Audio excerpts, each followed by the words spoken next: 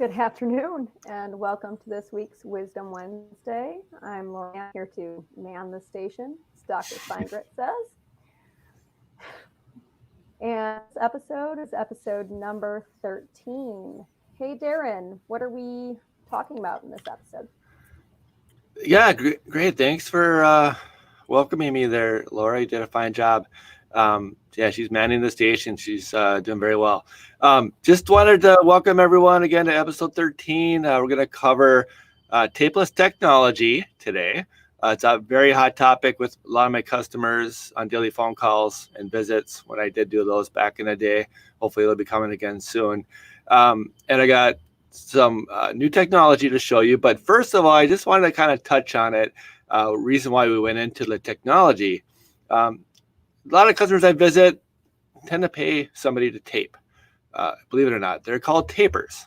It's actually a position that a lot of companies, especially bigger companies, they get paid 15 to 20 bucks an hour in some cases. So it's rather high labor to pay, but also the time commitment that you need from people, where they could be doing something else, whether prepping or cleaning, maybe even getting lunch ready. So there's a lot of other things you could be doing rather than me putting tape on a product for sandblasting. So I'm gonna cover a lot of those newer technology in the video here in a little bit. But just to kind of touch on a little bit of the traditional, I've visited a lot of companies, got a lot of different ideas over the years. And that's where it kind of led into this. People may have used Walmart bags. They've used shrink wrap. That's a very popular one, right? Shrink wrap on a wine bottle. So it, very staticky, holds on tight. People have used PVC pipe. Just put your item into a PVC pipe, and that's a reusable template. People have used, old toilet paper rolls. We know what those are, right? And people have used tube socks, believe it or not, old tube socks. So people have gotten creative over the years to eliminate tape. But as you know, with all those items, they're throwaway items. They're items that are not user-friendly, not going to conform to every object that you're working with. So it's kind of a one and done kind of thing. So you may have like 15 or 20 different templates to cover your product line. So with the video today, you're going to see one mask, well, that can do it all. So that way you're not having to find all these different items to cover your product prior to sand carving. I know some of you do use a larger mask, which works as well, instead of using tape and all that other thing.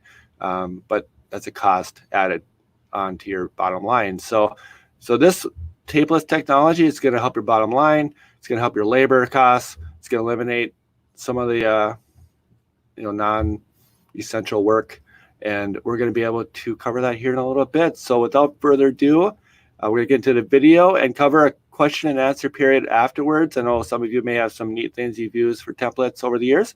So we'll get this thing rolling, and we'll talk to you afterwards. Lots of confidence. Let's do this.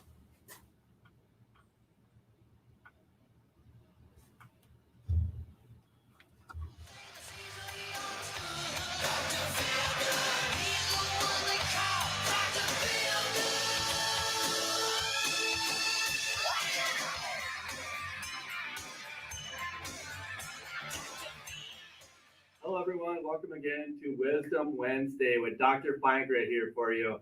Today, we're going to cover process improvement with tapeless technology. So those of you that do sand carving know the biggest headache or longest parts of the process is adding tape to this area surrounding your stencil. So that way, if you have any overblast, it'll protect it, right? So what we're going to show you today is how to eliminate, right? Eliminate is the word, really. Your tape. You're going to take all your tape that you have in your inventory and just throw it in the garbage. Okay? Because I'm going to show you some ways here how to utilize all these different substrates with tapeless technology with one, our orange membrane diaphragm, and two, we have a Dura mold process. So I'm going to show both of those two processes so you can basically put your stencil on each piece, sandblast it, remove your stencil. So no tape whatsoever on all these items you see on my table here today. And also I have some tricks at the end on bigger items. So stay tuned and we're gonna have a blast. All right, the first exercise I'm gonna show you how to do today is how to make a orange membrane for your masking tool. So here you can see on my full display for the Crystal Blast Elite is the portable or retrofit kit for it, and works with any Elite machine, works with any machine without a reclaimer on the back. So anything that's 24 inches deep. So here's the orange membrane, and you'll see on the 3 different glasses that I chose today, I had 2 already made just for the video purpose. This was the wine glass cutout. So this is your tape basically that you're going to reuse millions of times. This material will never wear. It'll never stretch, never burn, never do any of that. This is actually the wine glass bottom. So that would be the circle cutout. I've actually used cookie cutters as well to cut this material. So it's pretty easy to cut. Cuts like it's just a beauty.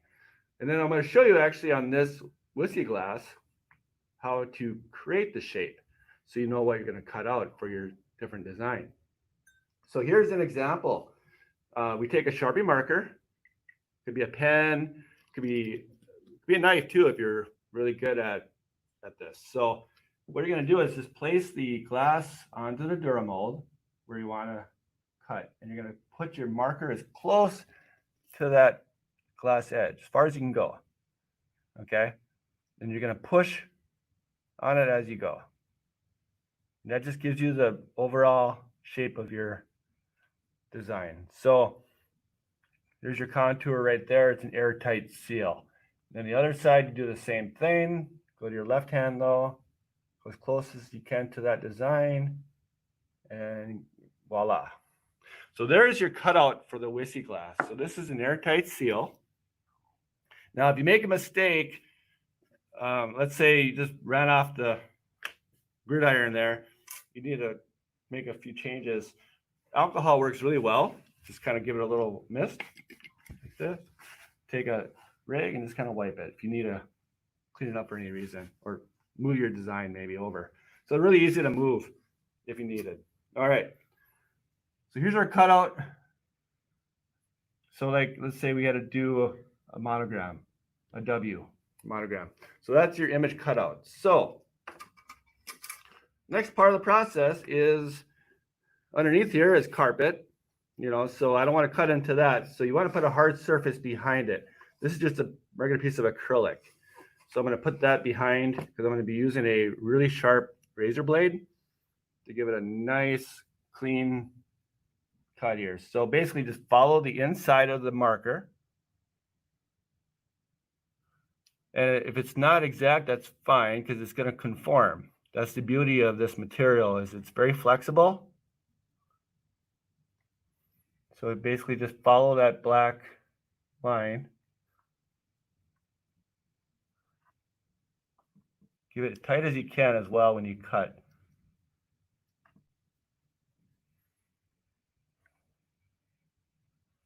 And again, it's going to come down to your image size as well. So if your W is only this big on your design, you don't need a window this big. You can cut it down in half to cover that. But I'm just making it the maximum size so that way you can put, maybe a date, you can put a picture of your wedding photo or something on there in addition down the road. So here's my cutout. So nice little trim. Then you're going to basically just pull this out. So you're going to discard this. That would be your mask on your piece. So that's the size of your mask. Okay.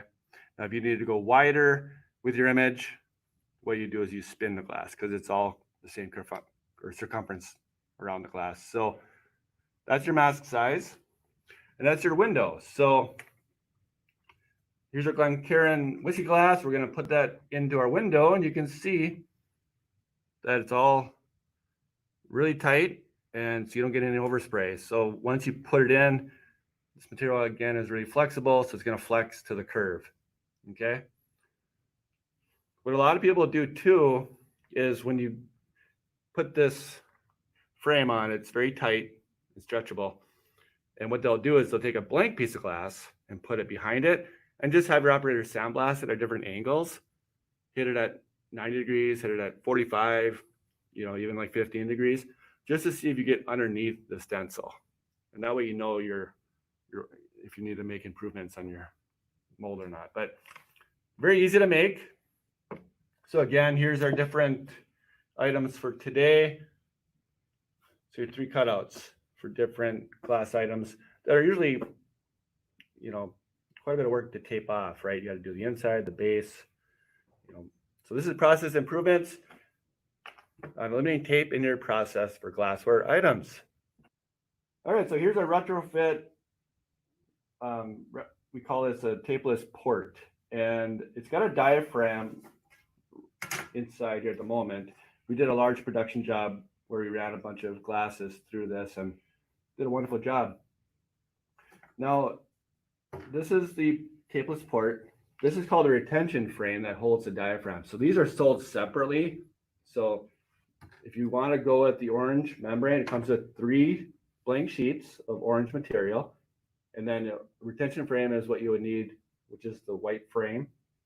And then you can mount this to your tapeless port. So again, we're going to replace this because we did those 3 other glasses. So it's just easily just taking this one off and putting this one on. So just basically push them right into the little pegs.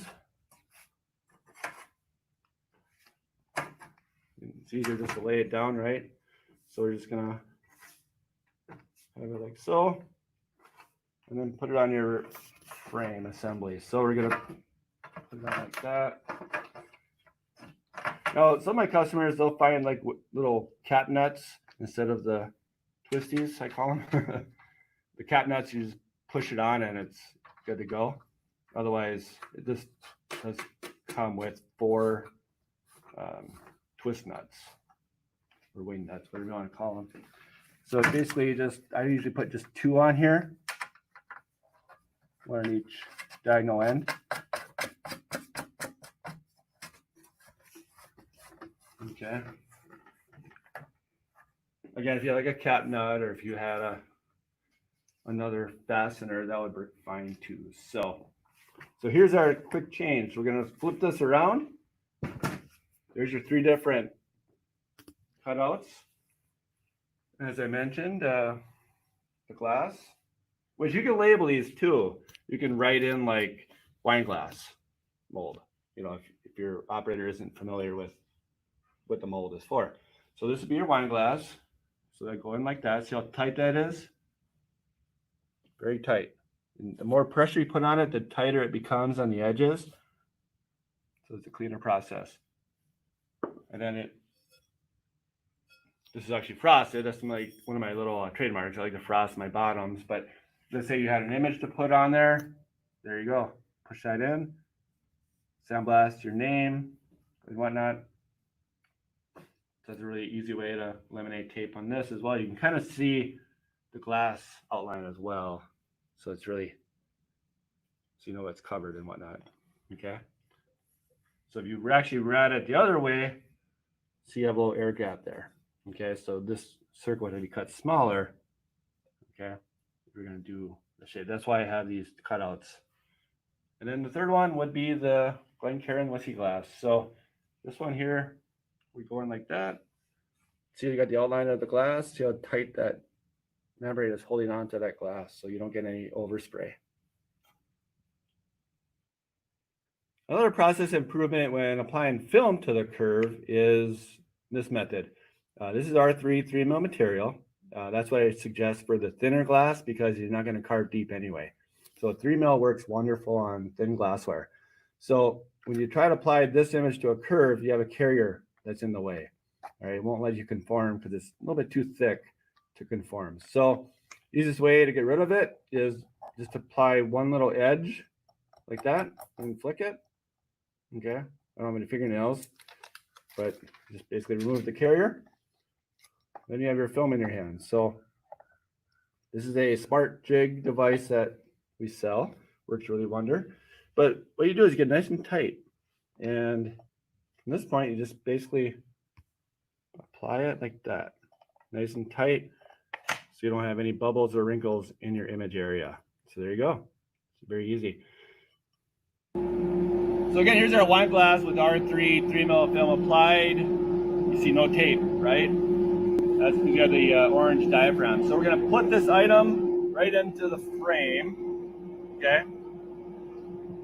So you'll see the image is slightly bigger than my cutout, right? And that's fine because we're going to basically just blast it in 2 stages. So blast this and then just give it a slight little turn and blast the other stage. So again, a lot simpler than using tape. So I'm going to blast at 20 psi because I'm not carving. So I want to just do a light edge. So the lower the pressure, the better. So I'm going to hit my nozzle right in that area like you normally would, just so you have this membrane to protect everything. So here we go.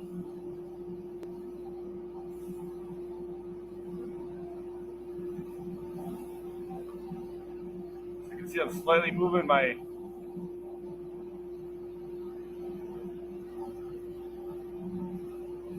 There you go. So this is how it looks when it comes outside your machine. So you can actually see where the abrasive hit. So that's actually your maximum window size. So your mask needs to be beyond that frosted area, at least a 1/4 inch. If you go beyond that, that's more resist, but you know, it's more resist, more protection, right?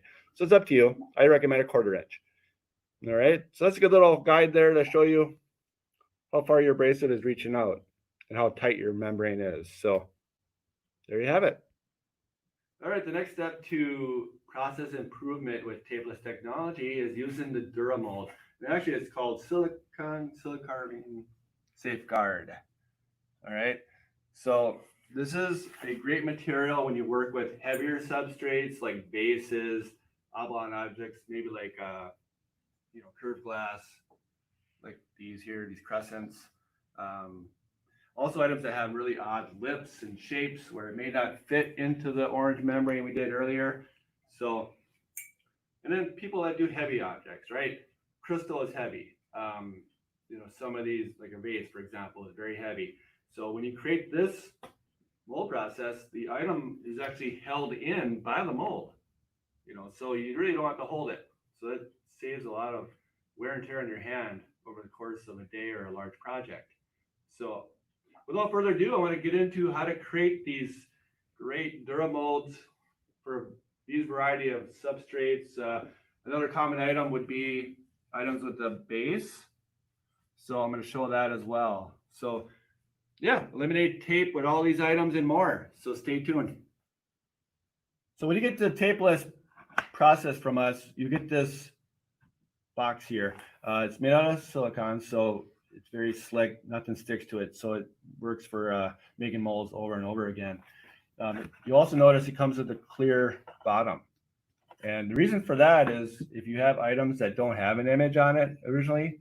So let's say your customer wants this mug with their name on it, they want 2,000 or a couple hundred, whatever it may be. So here's the way to quickly make your window cutout for that. Normally you want to be a 1/2 inch below the lip line. Okay, and you want to probably center it. So this is a 2.5 inch area, so about 2 inch would be a standard logo. So you put that in there, and basically take your Sharpie like we did on the orange membrane, just kind of create a window. Okay, so here is my window cutout. It didn't really transfer too well. My Sharpie might need a little work, but anyway, that's your cutout window. So when you put your mold in later, you're going to line everything around that window. You don't waste valuable material they're going to cut out later and discard. So that's the way you would do a mug without an image already sand carved. Now, when you get into this process, though, the way I do strongly recommend is having an image already sand carved, like you see here. Okay. Reason for that is, one, you know exactly how big your window needs to be because you can actually, when you put this and press it into the mold material, the image will transfer. So you can actually design your mold to the same contour. So you can make your mask as small as possible around that design. So it really optimizes your mold, and it really saves you, obviously without using tape, but also you could use less material, mask material. So with that, what you would do is put your 2 pegs down, and these are actually the thickness of your mold on the front skin that your your sand's going to see. Okay. And then when you put this on, like so, these want to be right in your image area. All right. So that's how it would go. Now, this is designed for a 5x7 by 1.5 inch area with 1 mold. Okay. So that's what this is set up for now. You can set it in there, or if you're really, particular, you can actually just make a mark where your handle is or something. So you know where to put your handle when you press it down into the silicone material later on. Okay. All right. So here I have a coffee mug that's already been sand carved. Here I want to illustrate how this works. So these are representing the thickness of my resist or Dura mold. So look how thick that stencil is going to be. So that stencil is going to last millions of years, right? That'll never wear. All right. That's a very thick material to work with. The reason why I have it so thick is when I do any kind of curvature items, I'm going to have to blast at a slight angle at some point. So like on this mold we did earlier with the crescent, you'll see like a little bit of a bevel. So that's why I like to make the resist a little bit thicker, so I can bevel it on the edges. So I don't have to turn the glass to sand carve it. So the next step is you transfer these to the frame. This frame works best when you put it on a glass top or a wood frame, anything not metal, because later on in the process we'll be using magnets, and magnets will adhere to any metal, right? So just make sure your surface is free from any kind of metal, right? So we're going to put these tags down right in the middle, kind of center it. Okay. Now that's how your mug is going to place in there, to center right in the mold. So that's, and then the next step is we're going to place the mold in the frame and go from there. All right, so here's the 2-part Dura mold. My 2 favorite colors, purple and white. It's my high school color as well as our home Minnesota Vikings. So just worked out that way, didn't it? So what we're going to do is peel this out. There's my white, there's my purple. And what we do is mash these 2 together. So just like you're kneading bread, kind of brings you back to the old Play-Doh days, right? As a kid, making a pie, making pizza. Just kind of mash it together. What you want to do is mix the white with the purple. Okay, so you get back to like a uniform lavender color, or a mix it between. Very, very simple. Just keep mashing it. Now you do have a working time before it starts to harden to a silicone material. So make sure you're pretty efficient, that you don't get caught doing something else in the middle of this. You want to be separated from conversations. I tend to do that sometimes. I get caught in a good conversation and I forget where I'm at time-wise, so I can be a little bit late. But here's how it looks. So you're just kind of mixing it. You don't want to get it pure purple. That'll take several minutes. All right. Next step is you make these little dough balls, kind of like you're making cookies back at home. And here are the neodymium earth rare magnets. Very aggressive. They got to be aggressive because they got to go through the material and also through any dust or abrasive that may be on the mold. So they're designed to go through very thick material and very, very strong. Okay. That being said, again, that's why you don't have any metal nearby, because they could adhere to that pretty quickly. So what you do is you put this into the little ball and just kind of cover it up a little bit. Bury them. Okay. Take another ball. And then again, I got to work a little quicker here. Bury a magnet like that. You don't want to go all the way through, right? Because if you go all the way through, then the magnet's going to pop out later. So just a little bit of a bury in there. Just kind of cover it. Very, very simple. And I always go to the edges so I can cut out my window on the inside. So here, again, very simple. Now you start making your ends.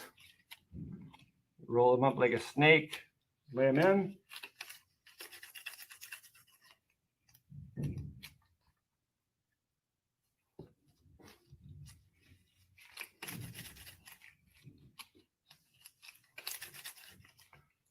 Okay, so if you look at your image area, it's gonna flatten out a little bit as I compress it in there.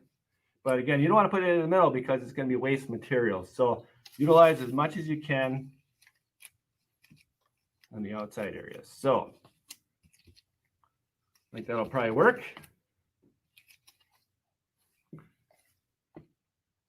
Then you got this little frame here. You can kind of push in a little bit to make it even a thicker material. All right. So there we have it. So here we have our pegs in the middle where our design is going to be.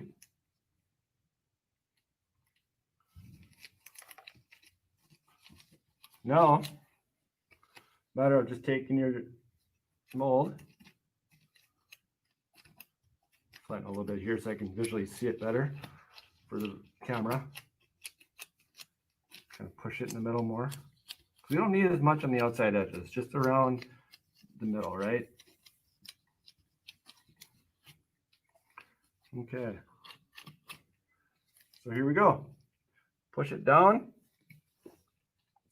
Okay. You can give a little pressure on these because it's thicker items, so you can. And then what I like to do is put a little lip on there. And this is what you would use to hinge it in there if it's a heavier object like a vase or a very heavy piece of crystal. It just gives you a little bit of a help, no extra hand in the process, right? So, and then what you can do then is just kind of push on the edges, give it a nice tight seal. So what you're doing is just creating an airtight seal. So you push the mold to every little crevice you can see around it. The tighter, the better. Okay. Yeah, it takes about 2 minutes to fully settle or harden, and go to the next step. If you have the open face of the object that's got an inside, what you do is you push on this frame, and it buckles up, so it gives you a nice big lip or a hinge for the object to adhere to, so that way you don't have to use your hand to support that, and so it keeps your hands free. So what you see here is the image transferred to the mold. So we're going to trim just slightly past that area, so it maximizes your mold.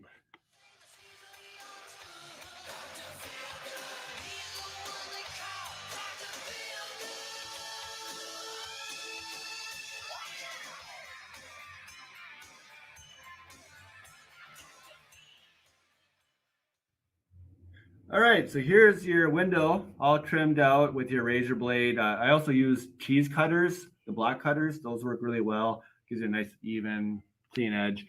The thing about this, it doesn't have to be looking pretty, it just has to be effective, right? Protective. So here's our mug going into the Dura mold. So here's my lip I created earlier. That's my hinge. So when I'm going to put that right into the hinge like that, it locks in place. There you go. So I don't have to hold the mug because it's hinged in there. Now the next step is we're going to put it on our metal plate and sand carve it. So here's the lip to hold the heavier item in the mold. So here's what I'm going to do. I'm just going to slide this right into the lip like that. So it gets in there nice and tug. There you go.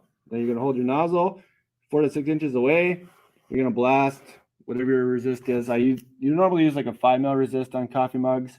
So I'm going to blast around 40 to 50 PSI. And just 4 to 6 inches away, 90 degrees, and just start carving away. Now you can slightly turn as well if you have an image that's slightly bigger than your mold. Okay, just very easily. That silicone material, very easy to move it around. All right, I'm going to show you the Crystal Blast Summit machine. This was the original or very first machine on the market to offer tapeless technology. As you'll see here, it's a fixed port instead of a portable or retrofit kit that we had earlier in the video. And the advantage to having the Summit machine is this area is a lot larger than what the retrofit kit can do. You can do a full 12-inch by 24-inch piece or smaller. So a big vase, a big sign, a big award with the base, like this here, you can easily put that on the side to limit your tape in your process. And what you'll notice is I have different plate sizes that come with the machine. Comes with 3 plates. The first plate comes with a 2-inch by 2-inch circle, or a square rather. That's for doing smaller items, like maybe doing a whiskey glass, or like a bottom of a lowball glass where you just have a small window to blast. You don't need to make a big mold for that, right? So a smaller window, you can make a thicker Dura mold. Another one here is this one. It's a 4x4. That's the one I would use for a little bit larger stencils, like you saw earlier with the coffee mug. So that fits in there perfect. That's the second plate. And then the third plate would be this, a 4x6. And this is designed for like your crescents, okay, because it's got a bigger window to blast through. Wine bottles are very popular for this one as well, because the wine bottle is generally right in that image area right there. So that's why it comes in 3 different plate sizes, is you can make your molds bigger or smaller. The smaller the mold, dimensionally, the thicker it becomes, okay? The larger it is, the thinner. So you may need to use a second kit to do a thick mold in a larger area, which we'll get into a little bit later. So without further ado, the way the plates go in is just the same way we did on the retrofit kit. You have these turn screws or wing nuts. You just loosen those up. The plate pulls right out. And you can also use the orange diaphragm and interchange that into this as well. And it's obviously metal, so the magnets from the mold adhere very well to it. So you just basically stick it, and it adheres right to it. You don't need to hold it. Now, so if I put this one in there right now, that's how it looks. Okay, so supporting the weight of it, which is very handy. But again, you can see that this window isn't quite big enough, so that's why we have a different plate size. So the plate would go out to here, so I can sandblast without having to move it over. So it's really down to your production level if you want to blast it and move it over and blast the other edge, or you're just going to be your cutout. All right, so the images we've done so far, we got the small whiskey glass, we got the wine glass, we also did the crescent and a mug. So those items all fit nicely into your box that's provided, right? But what about when you run into a situation where your item is too big for the box? Let's say a wine bottle, right? So what we did was we came up with a design that you cut out. This comes with it. So you just have a cutout groove. And you're going to do the same thing you did before. You're just going to put your pegs in there to give you the resist thickness. And basically just stick it down like that and put your mold in as so. So it's got the long neck area for that reason. So it's actually designed for a wine bottle, you can tell. Fits in there perfect. All right. So that's a wine bottle. Now, the other situation, we have a lot of customers that want to eliminate tape with attached bases, because that's a lot of tape, right? You got to put the stencil on, tape on every little crevice. That could be, a long labor situation. So what you do there is just think outside the box. Okay, what you're going to do there is just get a piece of solid material, not carpet, of course, just something glass or wood or whatever. And you're going to design I'm just going to put these little pegs in there to give it my weight. And then you're going to take, again, you want to have the sand card piece if possible. You're just going to basically go right over. Where's that a little sticky? All you're trying to do here is just get it in place like that. And then you're going to push the mold. So this is your mold area for larger items. So it's a little bit wider, a little bit, larger than a 5x7 frame. But again, your mold doesn't need to be that thick on flat glass. Okay, 1/2 inch thickness is plenty. So when you flatten it all out, you'll be able to use it. Very easy to use a 1/2 inch, 1 inch, 1.5 inch Dura mold frame. So there you have it. There's your different molds that you can make with our Tapeless technology. the Dura mold sand carving safeguard. Any questions, feel free to chime in. I work with molds quite a bit when I visit companies throughout the world. So hopefully I'll be working with you, maybe visiting your shop in the near future to work with you on some mold making. It's very fun, but most of all, it's more efficient and a process improvement big time. So hopefully I'll be working with you down the road. All right. Have a blast.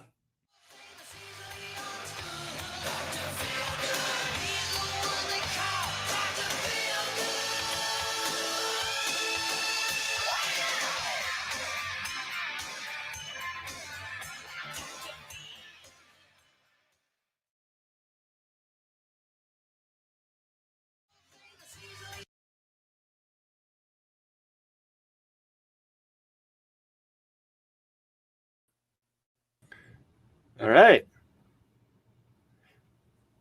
I am off the mute button. So we are back. That was a little bit longer video than normal, but there were a lot of questions prior to that video being made. Not so many tapeless port videos on the market right now, are there, on YouTube or anywhere? So just a little bit more in detail on everything that we did. So just going to cover a few questions if anybody had them out there. Otherwise, we can go on to next week with our new topics. Any questions on mold making today? Anybody have any neat ideas that they want to share with everyone? You see here that a user has commented that Legos work great for tapeless technology as well. Yes. What would be some of the strangest things you've seen? The Lego, actually, that was my initial mold box, believe it or not, was a Lego box. I brought some Legos. I got 3 kids. They worked a lot of Legos back in the day, so I brought it in and I put them all laid out, and I built up little ridges for my mold. So before that white box you saw in the video was a Lego box, believe it or not. So, but yeah, Legos work really good. I know they go on lasers. They're a good template in there for that too. So yeah, the Lego idea, that's awesome. So yeah, thanks for sharing that one. Other interesting molds. It's a good question. I think, believe it or not, sand. People have used sand. They fill up their glass with sand. And the sand obviously doesn't allow sand to blast through. So sand is a weird one, I would say. Or abrasive in this case. You wouldn't be throwing beach sand in there, of course. But I would say coffee filters. I've seen people use coffee filters. That's an interesting one, right? Not used ones, brand new ones. Hopefully. Yeah, I don't want to waste coffee that way. I would say glue. Glue is a good resist. Elmer's glue. Just paint your bottle glue with a bunch of Elmer's glue and let it dry, and that's a resist for like a light etch. Dipping. People dip in glue too. But those are all ways that are effective, but it's just not a reusable piece, right? It's a good one and done kind of thing. Cardboard, obviously, that was one before the rubber. Little like cereal boxes, thick cardboard, corrugated cardboard. That works really well for flat glass, not so well on the curved items. Sign foam. That's a common, like window foam. You can paste that on your glass, use that as your resist, and reuse it over and over. But that's really expensive. So that's what I look at. I look at, everything when I offer suggestions. There's a lot.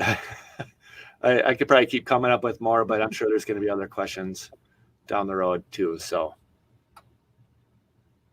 Certainly. It sounds like in the past, people had to get really creative. It's a good thing that we live in the times we do, where we have the tapeless technology options that we have now.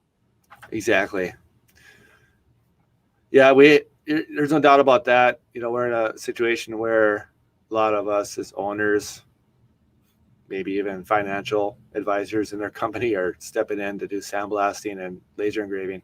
So they're having to find ways to cut down their labor, because the owner's like, I can't be doing this all day. When you're taping, that takes, some of the studies have done 2 minutes per glass. And then during the blasting process, that adhesive holds on to the abrasive and dust. So there's more cleanup afterwards as well. Plus you dump some good abrasive down the drain or garbage. So yeah, I think tapeless is the way to the future. We've been helping customers for, I think, about 3 years now is how long it's been since our tapeless technology introduction. Many companies have gone to that because that's the only way they can stay in business, to keep their margins low, keep their numbers high on productivity. So, and then, worker morale. A lot of workers don't want to be just taping all day long. That's not a very attractive, interesting job. It's like you wake up in the morning and go, oh, I get to tape.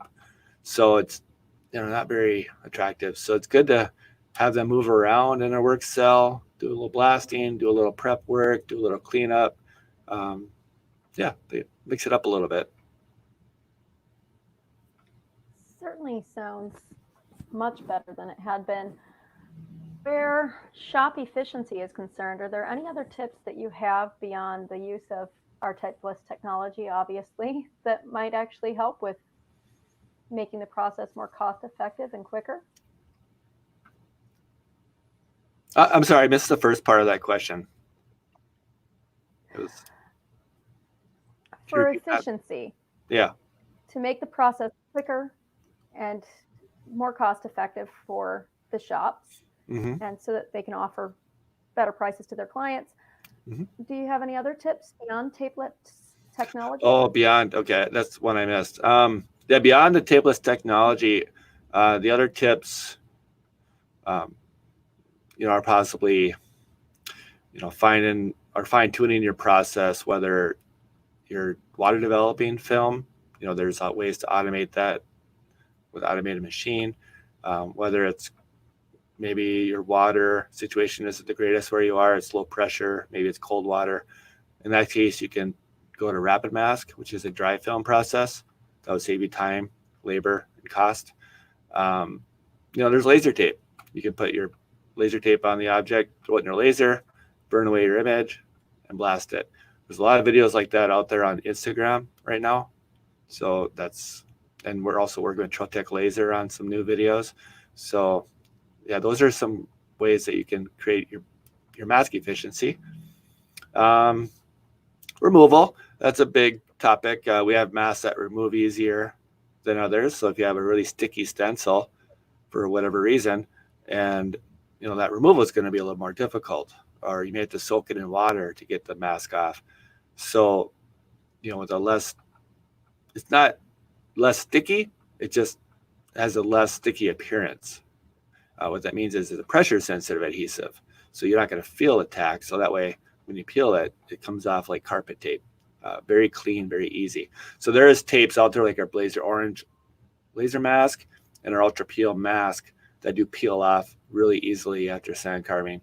So that's another efficiency right there. Beyond that, the blast with confidence. That's the number one thing. We have a lot of operators out there that get their hands in a machine and they think they could do a decanter 1 minute, do a half tone the next, and that's where trouble may lie. So it's good to call in ahead of a big project. I do this a lot with my jobs. Give you advice up front. Keep your nozzle 4 to 6 inches away. Keep your pressure at 20 psi on a wine glass. Keep your wine glass at a vertical angle or horizontal rather than vertical. If you're going to be doing for example, like this, you'll blast this direction instead of like this. Okay. So little things like that make a big difference in your production, because we want you to be 100% on your pieces. We don't want you to be 8 out of 10 or any of those numbers.